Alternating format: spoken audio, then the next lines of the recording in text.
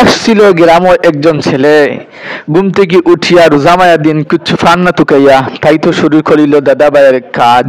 তো শুরু করিয়া ভাবিল কাজটা অত কষ্ট, কষ্ট তাহলে কি হবে, ছেলে যেহেতু হয়েছি কষ্ট তো করতেই হবে।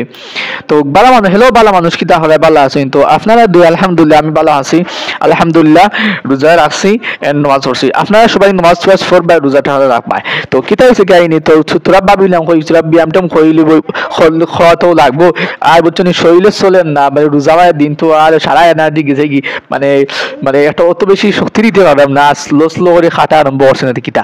আর তো না হাঁটলে তো ওইটা না বুঝছো না, এবার তো আর আন্দাও লাগবো, আর রান দিলে ইফতারের পর তিয়ারি খান্তি করি বললেই হয় তুরা তোরা খাটি। আর আমার তো দারু প্রত্যেকদিন খাটি তুরা তোরা ওরে খাটিয়া শেষ হয় না। আর মূলত তুরা তোরা খাটিও অত বেশি মানে পুরা খাটতে পারি না, কারণ অত বেশি স্পিচ থাকে না, টাইম মানে মানে টাইমও থাকে না আমার, অ্যান্ড মানে অত বেশি ওয়ার্ক করতে পারি না, হার্ড ওয়ার্ক করতে পারি না অত বেশি। তো এর লাগে আমার